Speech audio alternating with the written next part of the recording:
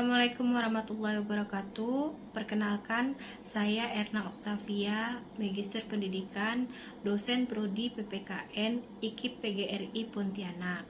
Latar belakang pendidikan saya S1 PPKN STKIP PGRI Pontianak, S2 PKN Universitas Pendidikan Indonesia Bandung.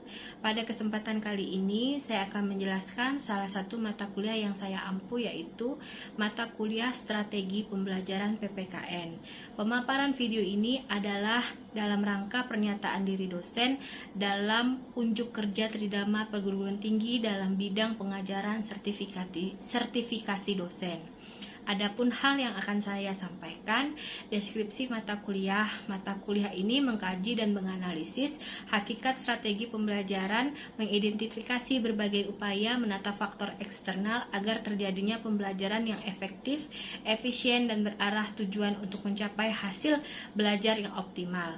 Mata kuliah ini berbobot 2 SKS. Capaian pembelajaran mata kuliah saya yaitu setelah mahasiswa mampu mempelajari mata kuliah ini, mahasiswa mampu mengeksplorasi hakikat dan makna strategi pembelajaran, mampu menganalisis dan membuat kaitan variabel yang ada yang berkaitan dengan penggunaan strategi pembelajaran dalam rangka mencapai hasil belajar yang optimal.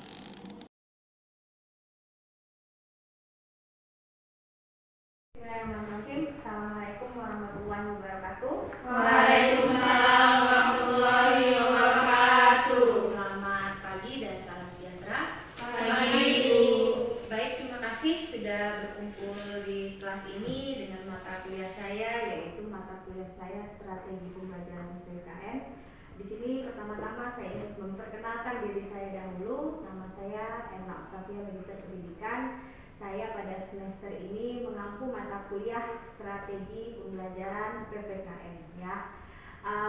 Ini semuanya semester berapa? Semester 3 ya. Semester 3 kelas apa lagi, betul? Betul. Baik. Sebelum saya menjelaskan detail mengenai mata kuliah yang kita ampu, pertama-tama saya ingin menjelaskan dulu deskripsi mata kuliah Strategi Pembelajaran PPKN. Sebelumnya sudah ada yang pernah tahu apa itu strategi?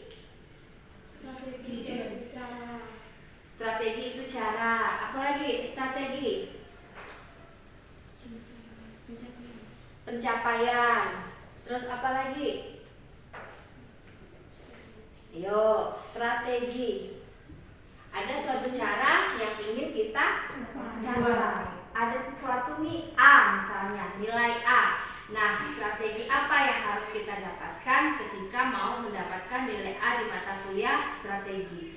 Kurang lebih strategi saya yakin semuanya udah pada tahu ya. Apalagi strategi misalnya keinginan-keinginan yang kita capai. Nah, sekarang yang akan saya deskripsikan mata kuliah di Strategi Pembelajaran PPKN ini adalah mata kuliah ini mengkaji dan menganalisis hakikat strategi pembelajaran, mengidentifikasi berbagai upaya menata faktor eksternal agar terjadinya pembelajaran yang efektif, efisien, dan berarah tujuan untuk mencapai hasil belajar yang optimal. Mata kuliah ini berbobot 2 SKS. Setelah mempelajari mata kuliah ini, saya berharap kalian mampu mengeksplorasi hakikat dan makna strategi pembelajaran, mampu menganalisis dan membuat kaitan antara variabel yang berkaitan dengan penggunaan strategi pembelajaran dalam rangka mencapai hasil belajar yang optimal. Ya, seperti itu kurang lebih pencapaian hasil setelah mempelajari capaian mata kuliah strategi pembelajaran. Nah, saya sama dengan dosen lainnya, juga ada tugas kelompok, juga ada tugas individu, juga ada penilaian, ya, juga penilaian itu dalam pertemuan kita sehari-hari, penilaian kita ketika diskusi kelompok, tugas individu, dan lain-lain, ya. Jadi kurang lebih itu yang akan kita pelajari ke depannya nanti di 1 semester. Terus mengenai materi pembelajaran ini, materi strategi pembelajaran ini, yang pertama yaitu konsep dan hakikat strategi pembelajaran PPKN. Yang kedua, memahami strategi pembelajaran. Yang ketiga, klasifikasi dan pemilihan. Yang keempat, model-model pembelajaran. Yang kelima, kontekstual. Yang kelima, empiri. Yang ketujuh, ekspositori. Dan yang keempat, tematik, ya. untuk pertemuan kita yang pertama ini kita pelajari dulu mengenai hakikat strategi pembelajaran PPKN. Hakikat strategi pembelajaran PPKN ya. Tadi di awal udah kita singgung kalau strategi itu kayak cara-cara tuh, atau kalau bahasa yang familiar kita dengar kok orang Melayu sering nyebutnya kuda-kuda ya. Kuda-kuda apa nih? Gitu kan. Misalnya apa cara itu apa nih? Gitu saya mencapai hal itu. Nah, strategi saya yakin semua orang ya itu harus mempunyai strategi untuk kehidupannya, terlebih lagi guru. Kalau guru harus punya strategi pembelajaran di kelas. Supaya apa? Karena di kelas itu macam-macam karakternya, benar? Benar sekali ya. Nanti semester 3 ini belum merasa untuk terjun ke lapangan. Nanti kalau di lapangan, ketika Anda magang 3, itu Anda berhadapan langsung dengan macam-macam karakter siswa. Nah, itu dia ya. Kita harus punya strategi. Pertama, strategi itu bisa kita lihat dari cara kita mengajar. Paham? Cara mengajar ini turun lagi menjadi model pembelajaran yang kita gunakan, rancangan apa yang kita gunakan, terus teknik apa yang kita gunakan. Itu kan semuanya sangat-sangat kompleks ya kalau terkait dengan kesiapan guru untuk mengajar di dalam kelas. Sekarang, strategi awal kalau kita mau ngajar di dalam kelas, apa dulu yang kita siapkan? Materi. Apa lagi? Persiapkan diri. Apa lagi? Mental. Apa lagi? Yuk. Guru itu punya apa ketika mau melakukan suatu proses pembelajaran? Punya metode. Metode dituangkan dalam apa? Ayo, dalam apa? Mahasiswa prodi PPKN calon guru harus mengetahui rangkaian atau alat perang guru di dalam kelas. Metode ceramah. Metode ceramah itu cara. Oke, apa? Biar tertuang dengan rapi. Apa coba? Yaitu RPP. Masih belum kenal dengan RPP dan adik-beradiknya? Belum? Belum? Janganlah, harus kenal lah ya. RPP, silabus, prota, prosem itu 75% kita pelajari kalau Indah ingin menjadi guru ya. 25% itu kajian ilmunya ya. Oke, sekarang setiap guru itu belum mengajarkan harus punya RPP. Nah, di dalam RPP itulah yang ada semacam skenario ketika guru melakukan pembelajaran di dalam kelas ya. Oke, terus kemudian di sini sebelum saya melangkah lebih jauh lagi mengenai kesiapan strategi guru itu, saya pengen nanya dulu, apa sih makna belajar dengan proses pembelajaran? Yuk. Belajar itu kapan kita dapatkan? Saat ini sedang proses pembelajaran? Iya. Oke. Apa itu belajar? Ayo, Mina, lain-lain. Apakah belajar?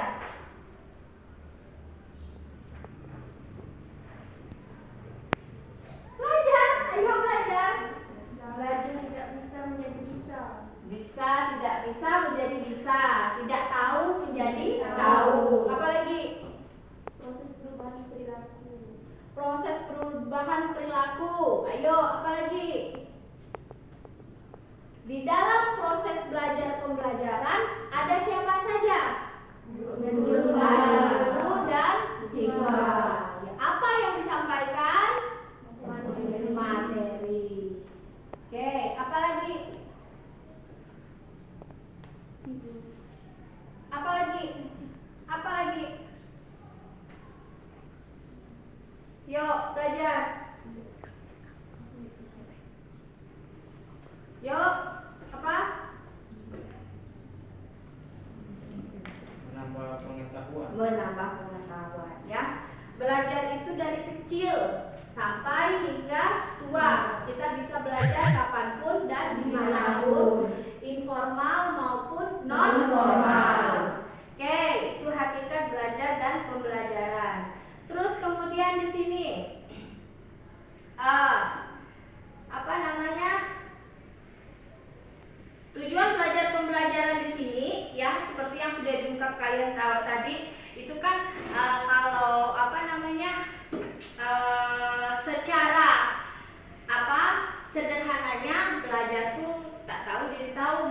seperti itu ya. Namun di sini menurut Robert F. Meagher, tujuan pembelajaran yaitu merupakan diharapkan siswa sebagai hasil belajar. Tujuan pembelajaran yaitu dikomunikasikan melalui pernyataan yang menggambarkan tentang perubahan yang diharapkan siswa. Sedangkan Daryanto menggambarkan bahwa pembelajaran itu pengetahuan, kemampuan, keterampilan, dan sikap yang harus dimiliki siswa akibat sebagai dari hasil pembelajaran yang dinyatakan dalam bentuk tingkah laku ya. Jadi kalau yang namakan belajar keseluruhannya itu diharapkan setelah belajar kita mendapatkan hal-hal yang menjadi baik untuk seseorang itu ya. Oke, di sini strategi pembelajaran tadi sudah kita bahas mengenai kesiapan di kelas dari gurunya, terus kemudian terkait dengan rancangan model pembelajarannya, metode pembelajarannya, terus kemudian dengan kesiapan RPP, silabus, flota dan kostum itu kan keseluruhan sudah kita kita senggol ya. Nah, saya ingin tahu di sini ada yang sudah mengetahui belum tentang model-model atau metode pembelajaran di benaknya gitu. Ketika nanti saya ngajar, saya mau pakai model ini, strategi ini yang saya mau kedepankan. Apa? Ada yang bisa coba mengungkapkan? Bu, saya nanti kalau ngajar pakai model ini, metodenya ini. Saya dengan penilaian seperti ini, saya mau ini. Coba kita diskusi dulu ya mengenai hal ini. Silakan Sina.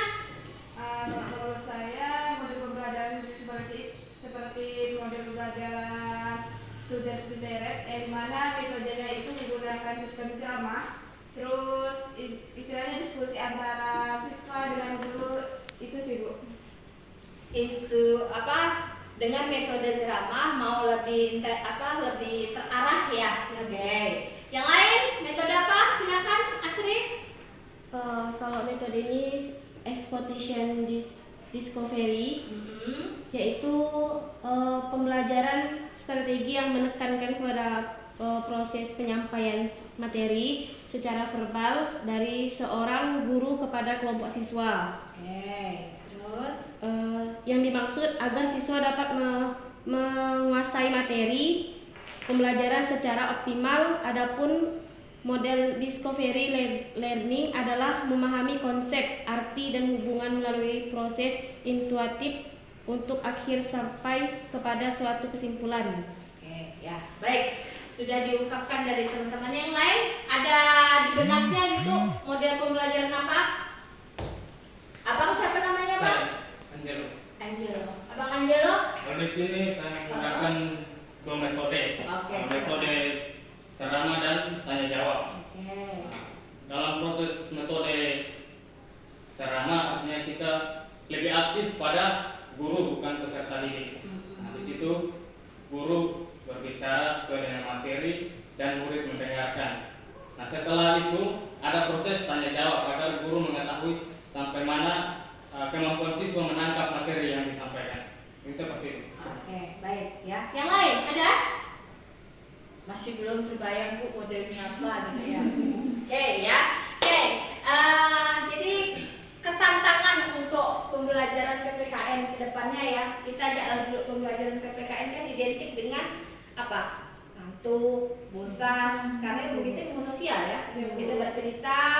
Nah, itu tantangannya satu yang buat tidak bosan itu apa? Coba kalian selalu mengkaitkan materi itu dengan kehidupan nyata ya. Misalnya ada tema apa gitu di kehidupan masyarakat, misalnya ada masalah-masalah apa, itu silahkan kalian kaitkan dengan pembelajaran yang ada. Sekarang yang lagi ngeri di Pontianak ini kan kasus begal ya. Itu dekat sekali dengan rumah saya di Sweetnyo. Rumah saya di Urebawadi, begalnya di Sweetnyo gitu kan. Jadi berpikir gitu, Pontianak yang kok jadi kayak seolah-olah kota besar sekali gitu kan, sampai ada pembegalan seperti itu. Nah, itu bisa kalian bahas di kelas supaya muridnya tidak mengantuk dan tidak bosan ya. Jadi strategi pembelajaran PPKN ini tergantung gurunya ya. Gurunya mau dibawa kemana, siswanya mau pembelajaran di kelas dengan metode, dengan model, dengan sumber, dengan hal-hal yang mendukung proses pembelajaran silahkan ya. Namun apabila dibawa keluar pembelajaran kontekstual dikaitkan misalnya ke situs-situs kewarganegaraan itu juga bisa ya. Ilmu sosial itu sangat terkait dengan kehidupan di masyarakat. Itu ya. Oke, sampai sini ada pertanyaan? Mungkin dari saya. Silakan Angelo. Apa kelebihan dan kekurangan dari strategi pembelajaran? Kelebihannya kita itu bisa lebih siap, Angelo, ya. Kita sebagai guru kalau ada pegangan, ada ada sesuatu yang sudah kita siapkan, tentunya akan baik buat diri kita ketika terjun ke lapangan. Kekurangannya, terkadang apa yang sudah kita konsepkan tidak sesuai dengan yang ada di lapangan atau di kelas. Nah, itu ya, yang tadi Ibu awal bilang, karakteristik siswa itu di kelas berbeda-beda. Jadi sebagai guru harus memahami apa yang ada di kepala siswa, apa perangai siswanya, apa tingkah siswanya, itu harus kita pelajari ya. Oke, sampai sini paham? Jadi pertemuan pertama ini kita masih membahas mengenai konsep awal strategi pembelajaran PPKN. Insya Allah minggu kedua nanti kita akan mempelajari lebih detail lagi mengenai strategi pembelajaran PPKN yang sudah saya sebutkan tadi ya. Untuk tugas yang pertama saya minta kalian coba menganalisis dari 10 teori yang ada mengenai strategi pembelajaran PPKN. Itu silakan kalian menganalisis pernyataan-pernyataan dari teori yang ada. Kemudian silakan kalian analisis menurut pendapat kalian ya. Kirimnya via email aja, nanti emailnya saya konfirmasikan ke ketua tingkat. Oke?